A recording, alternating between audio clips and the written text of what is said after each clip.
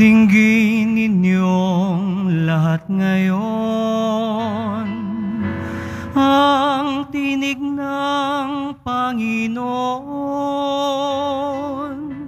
sa loob na mahinahon.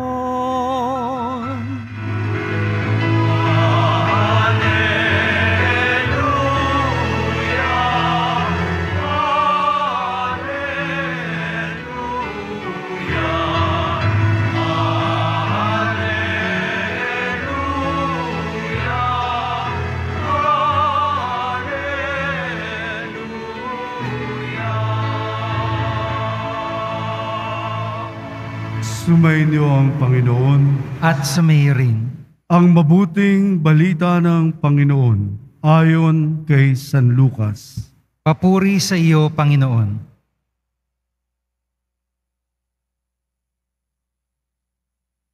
Noong panahong yun,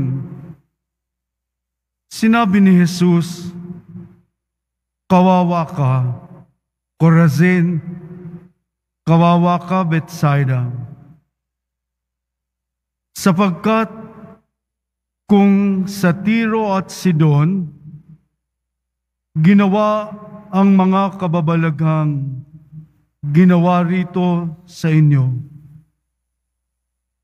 disin sana'y malaw na silang nagdaramit ng sako at nauupo sa abo upang ipakilalang sila'y nagsisisi.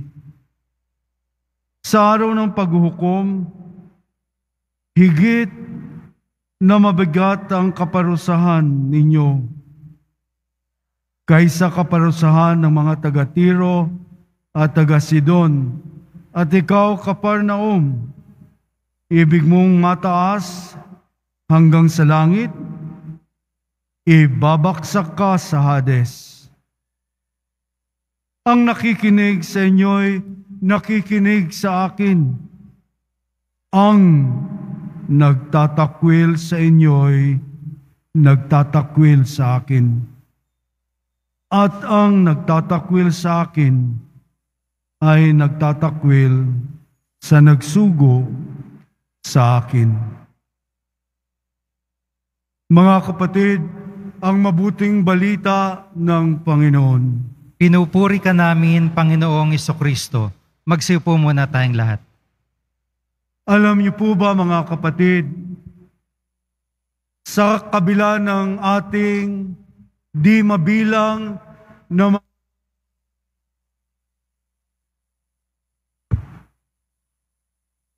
sa di mabilang na mga karupukan at mga kapalpakan sa ating buhay, mga pagkakamali, ang Panginoong Diyos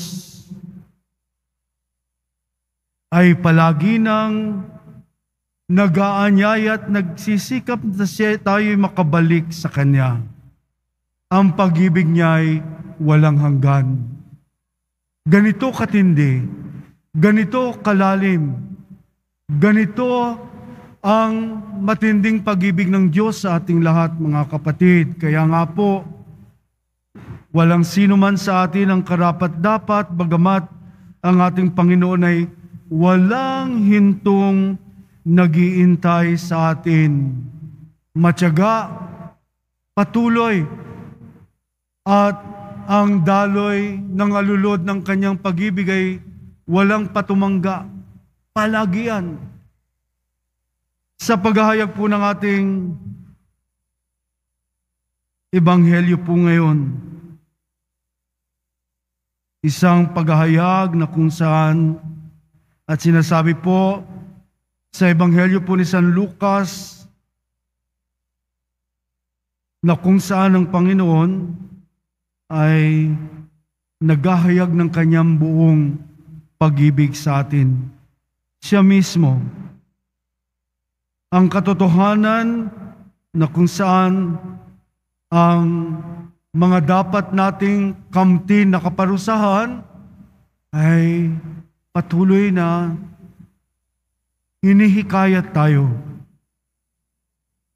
kahit na sa paulit-ulit nating mga pagkakamali, mga kahinaan, ay hindi nabibigo ang Panginoon. Tingnan niyo, ang ganda po, no?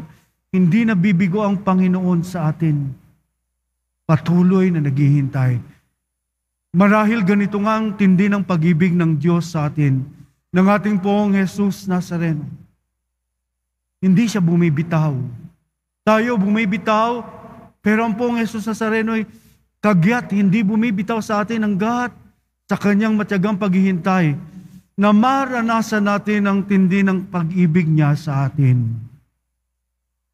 Kaya mahalaga po sa bawat po isa sa atin na kung saan na ang walang patumanggang awa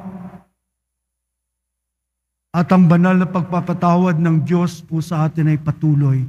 Kaya nga po, ang kabanal-banalang puso po ng ating Poong Jesus Nazareno, ang pag-uumapaw ng kanyang pag-ibig sa atin, ang pagsibat sa kanyang puso na dumaloy ang tubig at dugo upang tayo'y mahugasan mula sa ating mga kasalanan. Ito ang nais ng Diyos. Todo, piga, lahat, ibinuhos niya alang-alang sa pag-ibig niya sa atin. Kaya nga kung atin lang maaarok at patuloy, nabibigyan po natin ng isang pinakamalalim na paninindigan ang ating pagsunod sa kalooban ng Poong Jesus Nazareno sa araw-araw ng ating pamumuhay na magkaroon ng matinding pagmamalay tayo sa pag-ibig ng Diyos. Pag sinabing matinding pagmamalay, may malay, hindi hinihimatay, kundi nabubuhay. Ang pagmamalay na ito ay ninanais ng Diyos na maging kagat ng ating puso. Ang Poong Jesus Nazareno sa kanyang pagpapahayag ng kanyang pag-ibig sa atin, ang pagsibat, alang-alang sa ating lahat. Bigyan natin ng puwang sa ating puso na magkaroon ng tunay na pagbabagong puso't pagsisisi sa ating mga kasalanan. Ang pagpapatawad ay hindi imposible sa lahat. Kaya't hindi po nabibigo ang Poong Jesus Nazareno sa patuloy na paghahayag ng kanyang pag-ibig sa pamamagitan ng pagpapatawad sa ating mga kasalanan na tayo'y laging bumalik sa Kanya at lagi nating iharap ang ating sarili na madama natin araw-araw ang pag-ibig ng Diyos sa atin.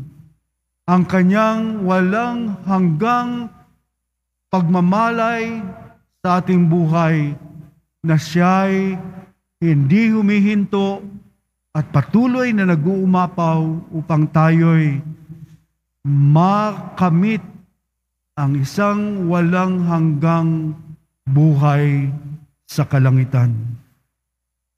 Repent, pagsisisi araw-araw na ginagawa ng Diyos para sa ating kabutihan, tayo rin araw-araw din na ating bigyan ng pagmamalay na tayo'y nagkukulang palagi, lagi tayong may utang sa Kanya, tayo'y nakakalimot, tayo'y nawawalan ng malay tungkol sa pag-ibig niya sa atin. So hilingin po natin yung biyaya na bigyan tayo ng isang matinding biyaya ng malalim na pagmamalay ng pag-ibig ng Diyos sa atin.